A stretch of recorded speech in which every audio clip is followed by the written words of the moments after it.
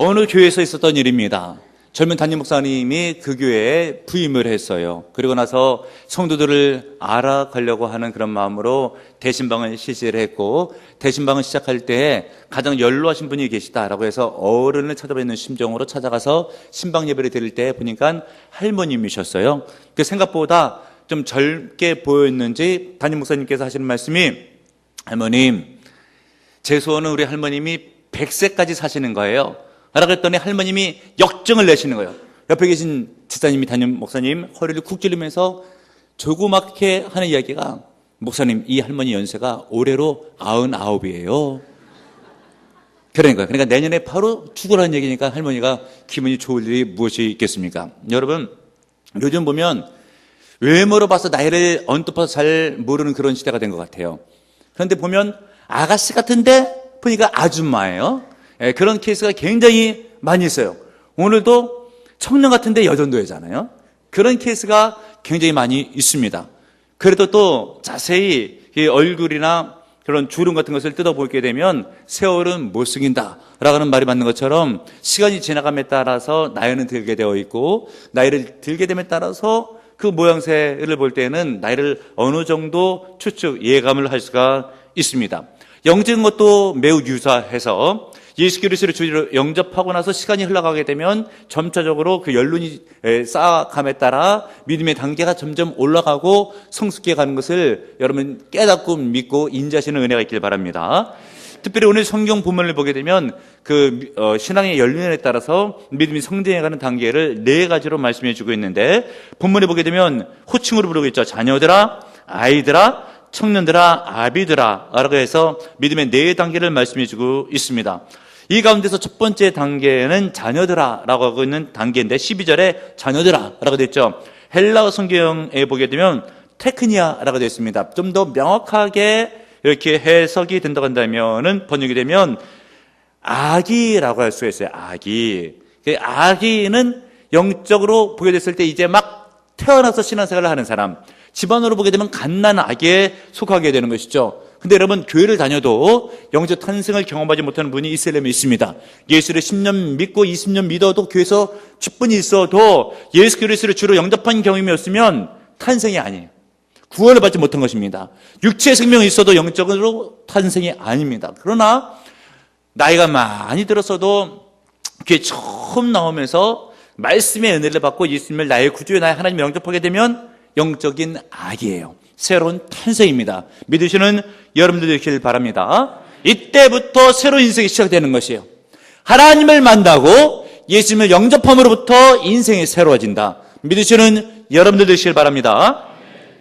휠체어 성악가로 알려진 황영택 집사님이라는 분이 계십니다. 이분은 25세의 나이에 하반신을 사고로 못 쓰게 되었습니다.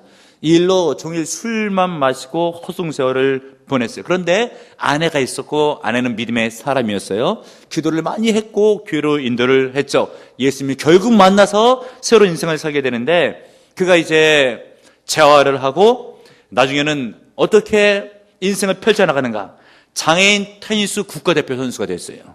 재활을 통해서 운동을 하기를 시작했고 국가대표가 된 것이죠. 결국 2000년에 방콕 장애인 아시안게임에서 동메달을 따게 됩니다. 거기서 그의 인생이 그저 체육인으로서만 끝나는 것이 아니고, 그의 나이 37세 때에 휠체어 사중창을 보면서 나도 노래하고 싶다라고 하는 도전을 받게 되고, 37의 나이에 수능을 다시 봤습니다. 그리고 음대에 들어가고 성악을 전공해서 교회에서 찬양 사역자가 되었어요. 얼마나 대단한 인생입니까? 인생이 거기서 끝나질 않죠. 장애인이 이렇게 국가대표 선수가 돼서 메달도 따오고, 그리고 찬양 사역자가 되고 성악가가 되고 하다가 보니까 강사가 되었어요. 교회에서뿐만이 아니라 지방 자치단체, 그리고 중고등학교 학생들이 모인 그 학교 등에 가서 강연을 펼치는 스타 강사가 됐습니다. 어떻게 해서 이 장애인이 그런 인생이 되었다고요? 아내의 전도로 교회 나오면서 예수 그리스도를 만나게 되었을 때, 여러분 누구든지 예수 안에 있으면 새로운 인생이 된다 깨닫는 은혜가 있기를 바랍니다. 우리 성경 본문에 그렇게 해서 영적인 탄생이 있다라고 해요. 그런데 이런 영적인 탄생은 누가 이루어주는가? 하나님께서 일방적으로 찾아오는 거예요. 요한일서 4장 10절, 사랑은 여기 있으니 우리 하나님을 사랑한 것이 아니요 오직 하나님이 우리를 사랑하사 우리 죄를 위하여 화목제로 그 아들을 보내셨음이니라. 아멘. 할렐루야. 내가 구원받기를 원치 않았을 때, 아직도 하나님을 모르게 됐을 때 하나님께서 익히 나를 아시고 예수 그리스도를 일방적으로 보내주심으로, 일방적인 사랑을 공포해 주심으로 그 예수의 사랑에 힘입어서 내가 예수를 믿게 된 거예요. 구원을 받은 것이죠. 천국 백성이 된 것입니다. 얼마나 감사해요. 아무것도 몰랐는데 가만히 있으면 죄악가운데서 지옥에 가는 건데, 그러므로 영적 아기의 단계에서 있어야 될 것은 구원에 대한 감사입니다. 그래야지 그 다음 단계로 넘어갈 수가 있어요. 그 다음 단계는 어떤 단계인가? 14절에 아이드라라고 되어 있죠. 헬라어 성경에 파이디아라고 되어 있어요. 어린이라고 번역될 수가 있는 그런 단어죠. 경험이 부족한 사람, 돌봄이 필요한 사람, 이런 뜻이 있어요.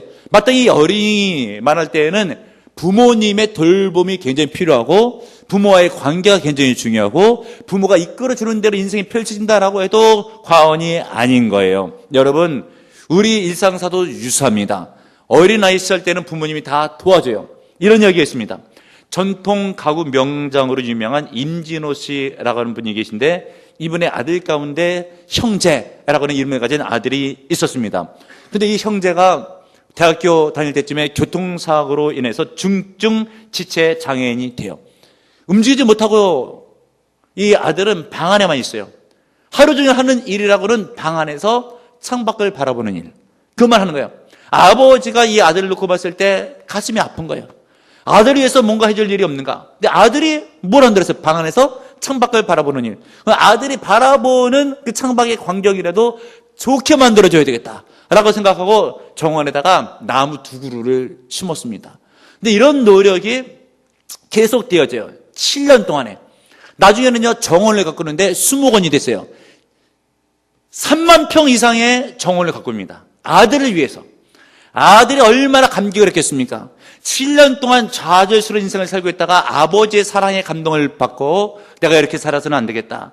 아버지가 나에 대해서 그렇게 관심 갖고 내가 잘 되기를 원하시는데 나도 노력을 해야 되겠다라고 마음을 먹고 그렇게 재활 7년 뒤부터는 이제 여러 가지로 인생에 대한 노력을 하는데 입으로 컴퓨터를 조정할 수 있는 기술을 연마를 해요.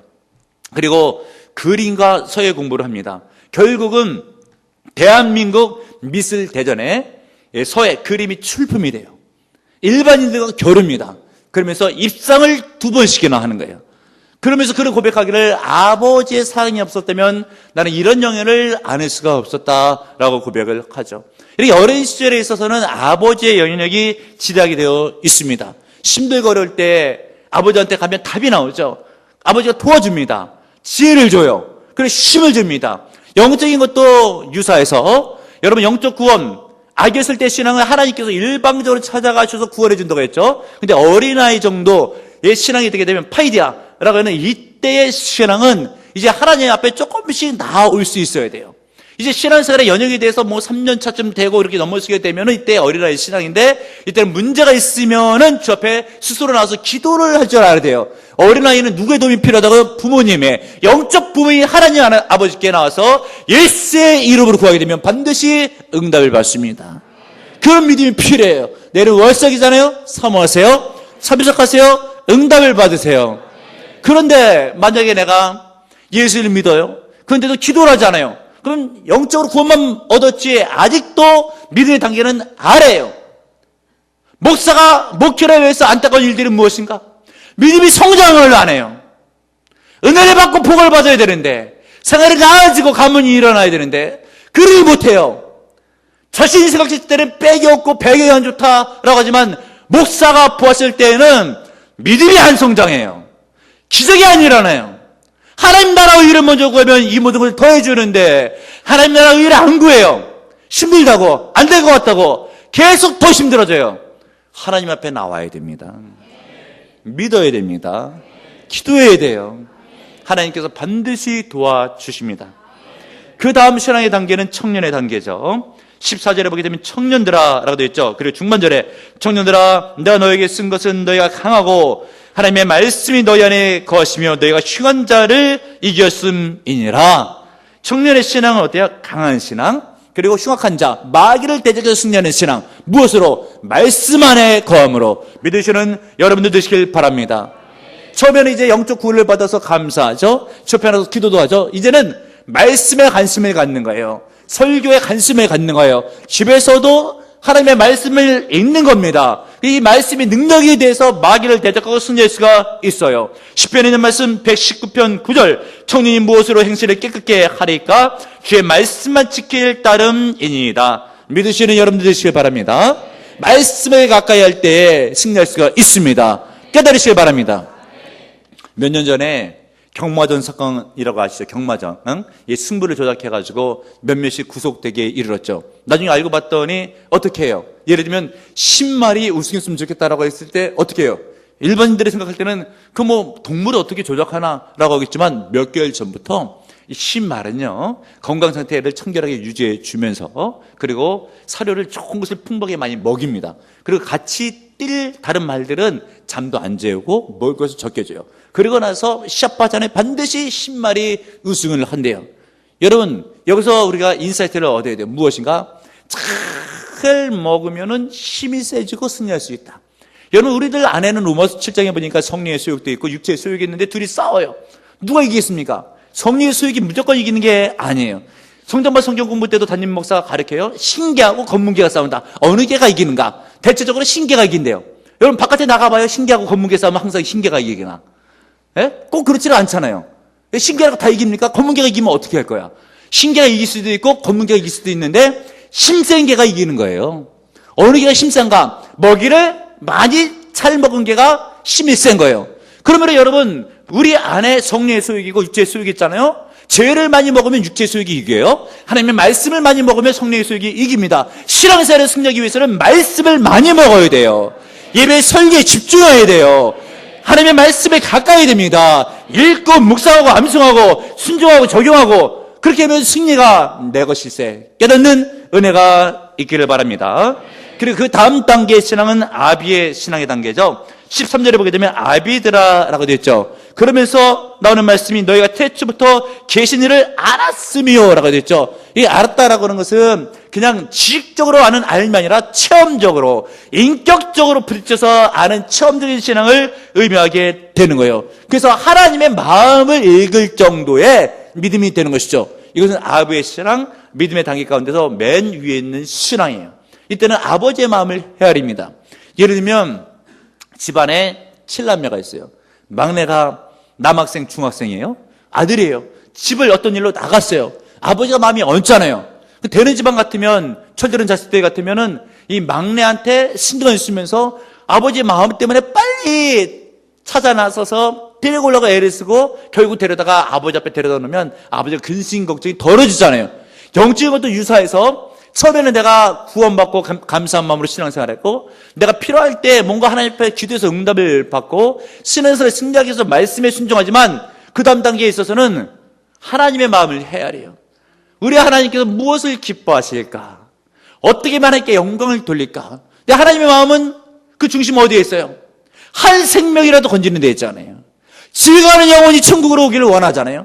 그 하나님의 마음을 깨닫고 전도를 나가는 거예요. 이런 사람의 신앙이 아비 단계의 신앙이다. 아버지의 마음을 헤아리는 단계. 여기까지 올라오셔야 됩니다, 여러분. 승리하시길 바랍니다. 제가 부목사 때 잊지 않는 두 가지 전도에 대한 간증 사건이 있어요. 우리 교구에서 있었던 일인데 어느 권사님이 신방 갔더니 자기가 전도했던 얘기를 해주는 거예요. 감동을 받고 아직도 기억해요. 그런데 여러분 이 분당 지역의 아파트가 이렇게 들어올 때 여러분 과거에 이 아파트 초기 단계에는요 그냥 아파트 동 들어갈 때 있는 그 현관에 비밀번호 이렇게 누르고 한 지가 얼마 되지 않았어요. 그건 이제 뭐 잡상인들 들어오고 교회에서 전도하고 띵동 많이 누르니까 그걸 설치해 놓은 거죠. 초기 단계 때는 괜찮았거든요. 근데 나중에 이렇게 교회에서 자꾸 전도하고 잡상인들 왔다 갔다 하니까 이제 비밀번호 누르게 됐죠. 그러고 나서는 잘 경비들이 관리하니까 못 들어가는 거예요. 이 권사님이 전도를 하려고 해도 다른 아파트 동에 못 들어가잖아요. 그리고 혹시 열렸을 때 잠깐 들어가서 붙여놔도 전등대를 붙여놔도 청소년 아줌마가 다 떼는 거예요. 어떻게 하면 전도할까? 기도하고 있다가 아이디어를 하나 주시는데 전단지가 집 안에까지 들어갈 수 있는 방법. 신문팔이. 이 권사님이 여유가 있어요. 집에 돈도 물론 있어요. 전단지를 다른 사람 집에 놓아서 전도하기 위해서 새벽 5시 예배 이전에 일찍 일어나서 신문 돌리기 전에 신문 안에다 전단지 삽입지를 다 꼽아놔요. 그리고 나서 신문을 돌리면 신문과 함께 전단지가 그 집 안으로 들어갑니다. 그러면서 그것을 통해서 전도가 많이 됐다고 하는데, 여러분, 분당 맨 처음에 초기 가운데는 교회 선정해서 다녀야 되잖아요. 어느 교회 다닐까라고 하다가 전단지에 보면은 마음속에 감동이 오겠죠, 아무래도. 그래서 교회가 많이 부흥했다라고는 간증이 있습니다. 그런가 하면 어느 7순이 다 된 안수 지사님의 간증인데, 이분도 참 제가 생각할 때 마음속에 감동이 돼요. 이분은 나이가 7순이 다 됐는데 교회에서 전단지 이렇게 갔다가 전도하다 보면은 전단지 다 소모되잖아요. 그랬을 때 보통 전도를 그만둘 수도 있는데, 이 A4 한 장 정도 되는 분량에다가 글씨도 이렇게 잘 쓴 글씨는 아닌데 그냥 검정색 일반 글씨로 썼어요. 그래서 예수 믿으면 왜 천국에 가는지 간단히 쓰고, 그리고 자기가 다니는 교회와 담임 목사가 어떤 분인지에 대해서 간단히 쓰고, 교회 이름, 주소, 전화번호 이렇게 썼어요. 그리고 이것을 전보사한테 이렇게 붙여놓고 잘 보이는데 붙여놔요. 그것을 볼 때 제가 교구 목사잖아요. 참 감동이 되고 귀하다라는 생각이 들어요. 하나님께서 이런 전도자의 마음을 볼 때 주님께서 흐뭇해 하시는 거예요. 그리고 이쪽에다가 은혜와 능력을 부어주시면 반드시 열매를 맺고, 전대 열매만 맺는 게 아니에요. 너희는 먼저 그의 나라 그의 의를 구하라. 그러면 이 모든 것을 너에게 더해주리라. 하나님께서 가정의 생업에 가문의 자녀 위에 복을 내려 주십니다. 여러분, 구원받은 성도는 믿음이 자라나야 돼요. 아기의 신앙에서 어린이의 신앙으로, 어린이의 신앙에서 청년의 신앙으로, 청년의 신앙에서 아비의 신앙으로, 처음에는 구원받아서 감사하는 신앙으로, 그 다음에 기도할 수 있는 신앙으로, 말씀을 보고 순종할 수 있는 신앙으로, 하나님의 마음을 파악해서 전도할 수 있는 신앙으로 올라가야 됩니다. 내가 어디에 이르렀든지 그 다음 단계를 생각하고 하나님께서 영광을 거두시기 합한 믿음을 소유하시고 날마다 믿음이 성장하여 하나님께 쓰임받고 여러분 인생애가 복되시기를 주님의 이름으로 축원합니다. 주님 감사합니다. 예수를 믿으면서 시간이 흘러 지나감에 따라 이제는 믿음의 단계가 올라가게 하시되 구원에 대해서 늘 감사하며 주 앞에 영광을 돌리며 문제가 있을 때마다 주 앞에 나와서 기도하며 말씀에 관심을 갖고 순종하며 무엇보다 하나님의 마음을 깨달아 알아 전도에 힘써 열매 맺어 영광 돌리며 쓰임받게 하시고 그로 말미암아 인생과 가문은 복되게 하옵소서. 예수님의 이름으로 기도합나이다. 아멘.